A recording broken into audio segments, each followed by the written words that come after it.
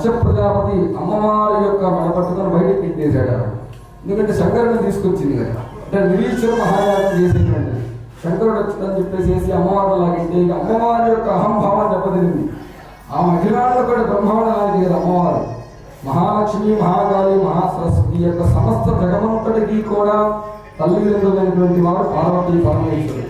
అటువంటి ఆవిడని ఆ యొక్క యాగంలో అమ్మవారిని వారి యొక్క తండ్రి గారైనటువంటి దక్ష ప్రజాపతి యాగ ప్రవేశం, యజ్ఞశాల ప్రవేశం చేశారని చెప్పేసి అమ్మవారి యొక్క తల పట్టుకుని ఆవిడ బయటకు తింటేశారు. అమ్మవారి యొక్క అహంభావం దెబ్బతింది. ఆ సన్నివేశంలో అమ్మవారు ప్రొటన వేలతో భూమికి రాచి అగ్ని పుట్టింది. అంటే ఆవిడ అప్పటి వరకు కూడా శాంతి స్వరూపుడు. ఎవరు పార్వతీ. అమ్మవారి అహంభావం దెబ్బతింది. దెబ్బతింటే ఏం చేయలేటువంటి పరిస్థితి. ఆ ప్రొటన వేలు భూమికి రాచిగా అమ్మవారి శక్తి దేవతలందరూ అందులో నుంచి పుట్టారు. అందులో నుంచే వీరభద్రుడు భద్రకాలు ఉద్భవించారు. వీరభద్రుడు ఉద్భవించి దక్ష ప్రజాపతి శంకరులైనటువంటి నిరీశ్వర మహాయాగం చేస్తామని చెప్పేసి దక్షుడి శిరస్సు ఖండించి హోమంలో పడేశారు. పడేగా దేవతలందరూ ప్రార్థన చేస్తూ ఉన్నారు. యాగం చేసేటప్పుడు ఎక్కడ దేవాలయ ప్రతిష్టలు చేస్తూ ఉన్నా, ఏదైనా చేస్తున్నా ఇటువంటి మరణానికి సంబంధించినటువంటి వార్తలు ఇలాంటివి జరిగితే ప్రతిష్ట ఆగాలి, ఆపేయవలసింది. ఎందుకంటే అటువంటి సన్నివేశం ఉన్నప్పుడు చేయాలి, వేద మంత్రాలు చదవకూడదు అక్కడ. అందుకని దేవతలందరూ ఇలా చేశారు కదండి, యాగం ఆగిపోతుంది. యాగం సంపూర్ణం కాదు కదా, మరి అక్కడ మనిషి అట్లా కాలాన్ని వస్తున్నప్పుడు యాగం సంపూర్ణం కాదు. కనుక దేవతలందరూ ప్రార్థన చేస్తే మరలా వీరభద్రుడు దక్షునికి మేకపోతలు ఆ శిరస్సు స్వామికి అదిగించి మళ్ళా ప్రాణం పోసి ప్రాణప్రతిష్ఠ చేశాడు దక్షుడికి. చేసి మళ్ళా నిరీశ్వర యాగం పూర్ణవంతం చేశాడు. అటువంటి మహనీయుడు శంకరుడు, అమ్మవారు. అలాగనే ఒక మహారాక్షసుడు ఉన్నాడు, అంధకుడు అనేటటువంటి రాక్షసుడు. ఆయన సమస్త లోకమన్నిటికీ కూడా మహారాక్షసుడు. రాక్షసులందరికీ రాక్షస సంహారం అంతటిలో కూడా అంధకుడైనటువంటి రాక్షసుడు మహారాక్షసుడు అన్నమాట. ఆ అంధకాసురుడిని వధించడం ఎవరి వల్ల సాధ్యం కాదు. ఆ యొక్క దక్ష మహాయాగంలో దేవతలందరూ శంకరుని ప్రార్థన చేస్తే శంకరుడు ఆ యొక్క రక్షయాగం అయిన తర్వాత అంధకాసురుడిని చీల్చి చండాలుగా వధించేశాడు. ఎందుకంటే ఈ యొక్క రాక్షసుల సంహారం వల్ల దేవతలందరికీ కూడా అక్కడ దేవతా యాగానికి ఇక్కడ నిషిద్ధం అవుతుంది. కనుక ఆ అంధకాసురుని వధించేశాడు శంకరుడు. ఎడవకాలతో కనీసి వధించాడు. ఇంతే కదా, ఎడవకాలు ఎవరిది శంకరుల్లో చెప్పాలి. స్వామి అర్ధనారీశ్వరుడు.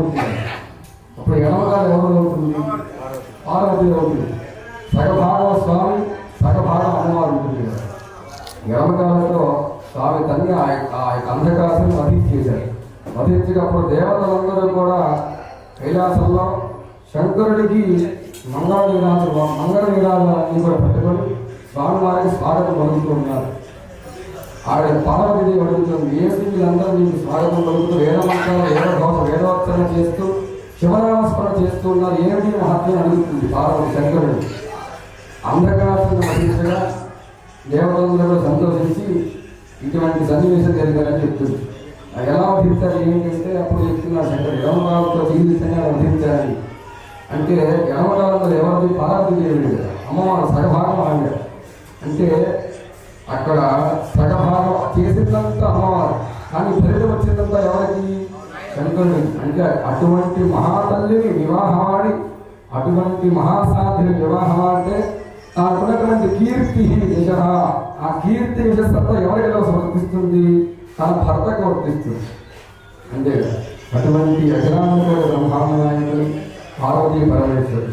కనుక మనం ఈ రోజున ఈ యొక్క దేవాలయ సన్నిధానంలో మనందరం కూడా కూర్చొని స్వామివారి యొక్క విగ్రహ ప్రతిష్టాపన చేయడం మనందరికీ కూడా భగవదనుగ్రహంగా భావించి మనం ఏది చేస్తున్నా భగవత్ సంబంధమైనటువంటి ఘటన ఏది చేస్తున్నా స్వామివారికి మానసికంగా అర్చన చేయగలగాలి.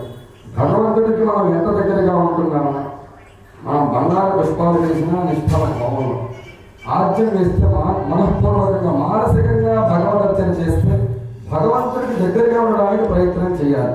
అది ఏ విధంగా అంటే సామాజిక గోపకం కానీ భావనామటి సత్యాధిక మోహాస్యామోచం గోవింద దామోదర మాధవి అని నారద భక్తి సూక్తాల్లో నారదుడు చెప్పాడు ఈ యొక్క శ్లోకం.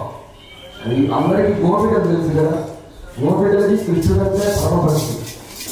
కృష్ణుని యొక్క భక్తిలో ఉండి పాలు పెరుగు అమ్మేటటువంటి గోధుమ భక్తిలో ఉంటూ కృష్ణ నామస్మరణ చేస్తూ వీటిలో పాలు పెరుగు అమ్మేటటువంటి క్రమంలో పాలు కావాలా పెరుగు కావాలా అని మర్చిపోయి కృష్ణ భక్తిలో లీనమైపోయేవాళ్ళు. మీకు కృష్ణుడు కావాలా, ముకుందుడు కావాలా, గోవిందుడు కావాలా, దామోదరుడు కావాలా అనుకోవాలి. అంటే వారి భక్తి అటువంటిది.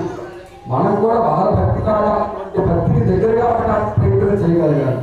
అటువంటి భక్తి కనుక మనకు మనందరికీ కూడా భగవద్ అనుగ్రహం ఉంటుంది, శంకరుడి యొక్క అనుగ్రహం ఉంటుంది. అందుకే అందరూ కూడా భక్తిగా నమస్కారం చేసుకొని ఇప్పుడు మనం చేసేటటువంటిది మహారుద్ర హోమం.